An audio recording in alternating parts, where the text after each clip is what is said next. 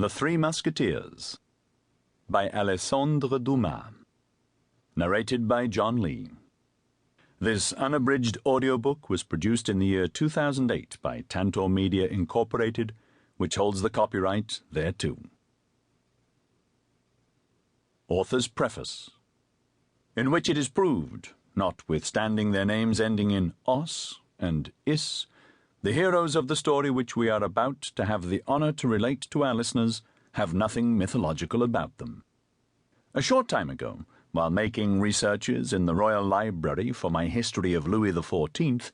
I stumbled by chance upon the memoirs of Monsieur d'Artagnan, printed, as were most of the works of that period, in which authors could not tell the truth without the risk of a residence, more or less long, in the Bastille, at Amsterdam, by Pierre Rouge. The title attracted me.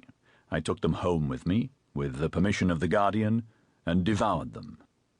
It is not my intention here to enter into an analysis of this curious work, and I shall satisfy myself with referring such of my readers as appreciate the pictures of the period to its pages. They will therein find portraits penciled by the hand of a master, and although these squibs may be, for the most part, traced upon the doors of barracks and the walls of cabarets, they will not find the likenesses of Louis XIII, Anne of Austria, Richelieu, Mazarin, and the courtiers of the period, less faithful than in the history of Monsieur Anquetil.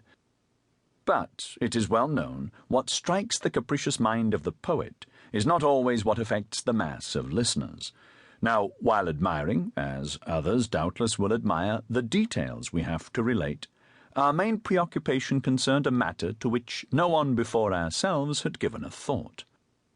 D'Artagnan relates that on his first visit to Monsieur de Treville, captain of the King's Musketeers, he met in the antechamber 3 young men, serving in the illustrious corps into which he was soliciting the honor of being received, bearing the names of Athos, Porthos, and Aramis. We must confess, these 3 strange names struck us,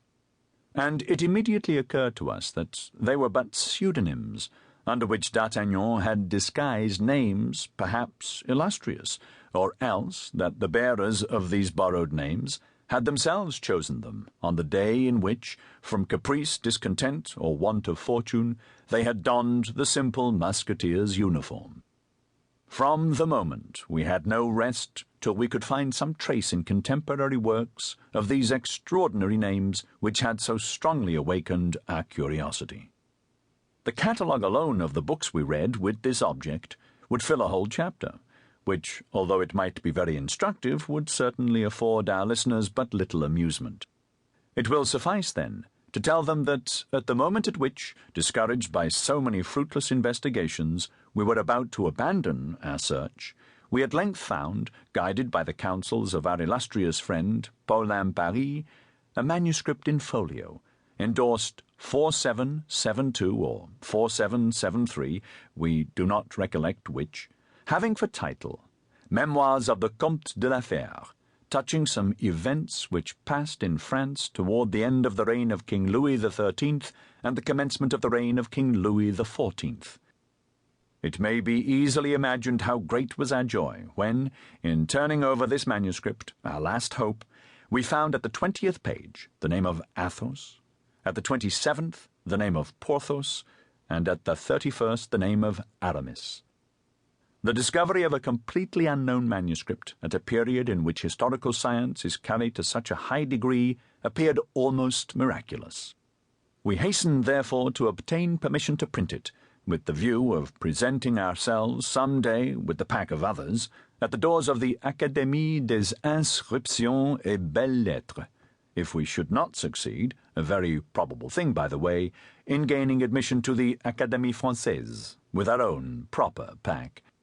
This permission, we feel bound to say, was graciously granted, which compels us here to give a public contradiction to the slanderers who pretend that we live under a government but moderately indulgent to men of letters.